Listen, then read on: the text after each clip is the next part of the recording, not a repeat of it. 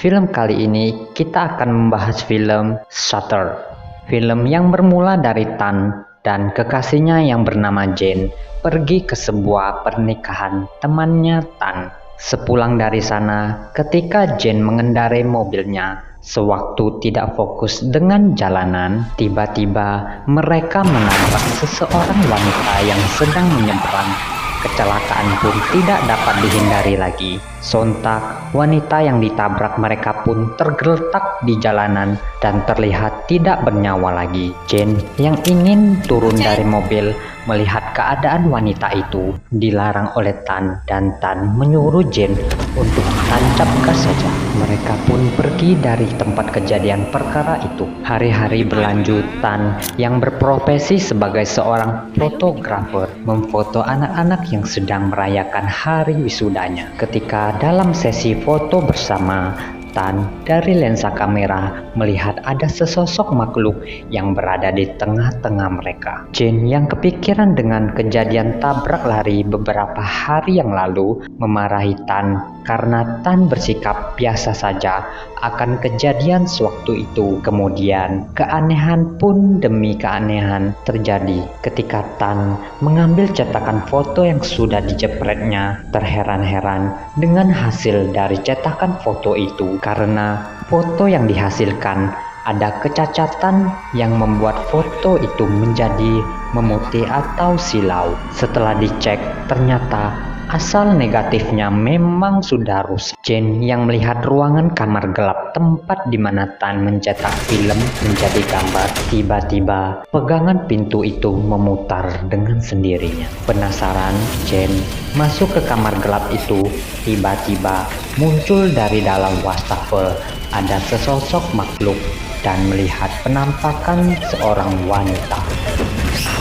Sedang berbincang-bincang karena fotonya cacat, Jane melihat ada penampakan bayangan seorang wanita di dalam foto itu. Mereka pergi mencari tahu dengan menghampiri tempat kejadian perkara waktu itu dan bertanya kepada petugas di sana tentang kejadian yang ada di sana. Petugas pun menjawab hanya ada kecelakaan penabrakan papan iklan dan tidak menimbulkan korban jiwa. Tan menelepon temannya untuk mengecek semua rumah sakit apakah ada korban tabrak lari di sekitar sana beberapa waktu yang lalu. Mereka pun mendapat jawaban nihil korban sewaktu itu. Jane ketika mampir di suatu lapak penjual majalah, ia melihat ada majalah yang mengulas foto-foto penampakan hantu. Tan yang dihampiri Jane sewaktu pagi, tiba-tiba ada telepon yang berbunyi.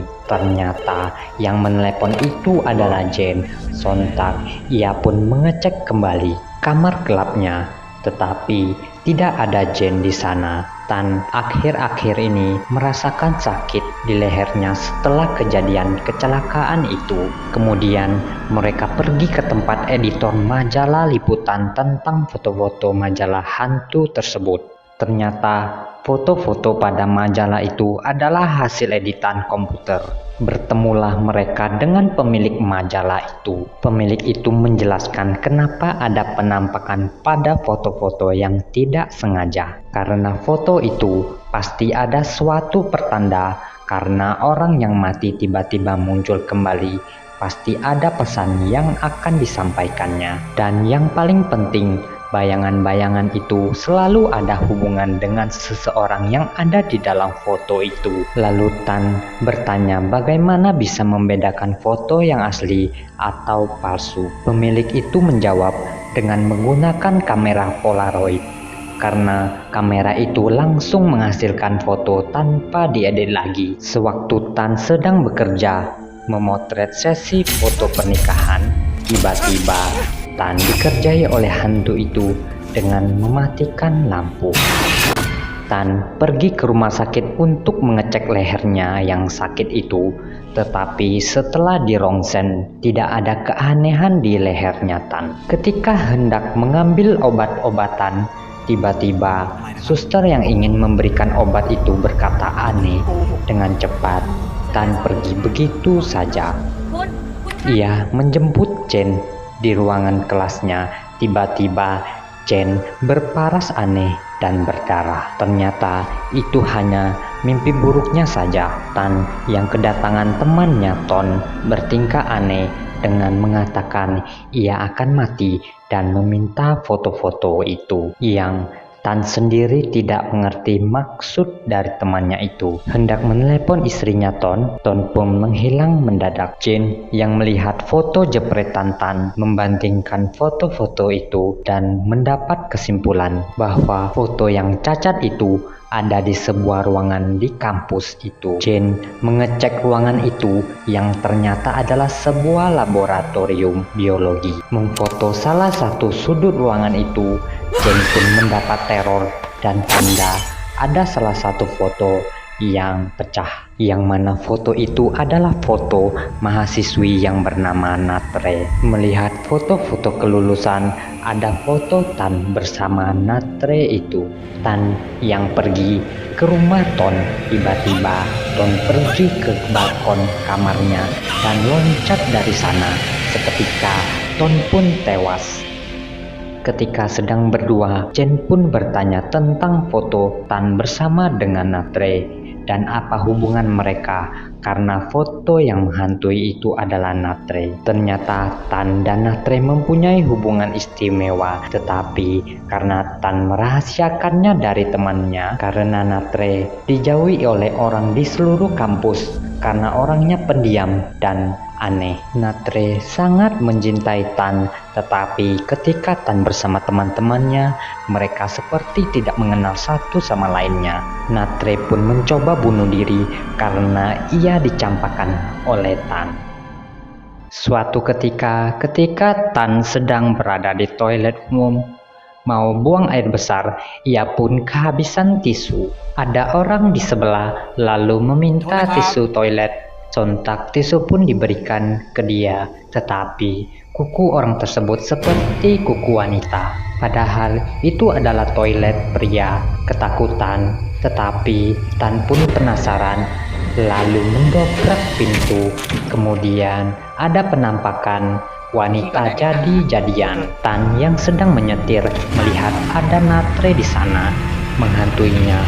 Natre muncul di jendela pintu mobilnya dan ia pun semakin kencang memacu mobilnya. Karena panik dan ketakutan, tiba-tiba Natre muncul di hadapan Tan dengan refleks. Tan pun membanting setirnya. Mereka mendatangi rumah Natre dan disambut oleh ibunya Natre. Dipersilakanlah mereka masuk ke rumahnya. Setelah duduk dan berbincang, ibunya bilang Natre sedang tidur karena tidak enak badan. Mereka pun terkejut akan pernyataan ibunya. Lalu ketika mereka menghampiri kamarnya, melihat banyaknya botol bekas medis yang terletak di lantai. Setelah masuk ke kamar Natre, melihat ada orang yang berbaring dan tidur di kasur itu. Betapa terkejutnya mereka setelah melihat mayatnya Natre yang selama ini diawetkan oleh ibunya menggunakan formalin. Ibunya pun tidak mau mengkremasi Natre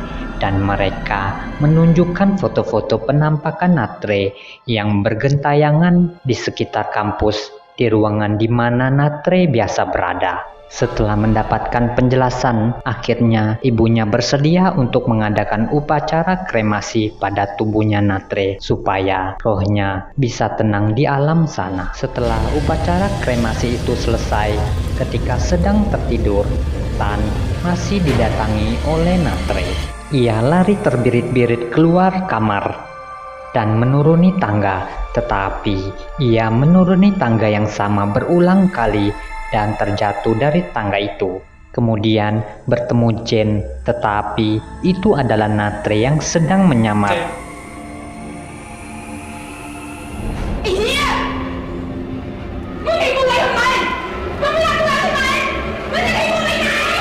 Tan keluar melalui jendela dan Natre pun terus mengejar Tan.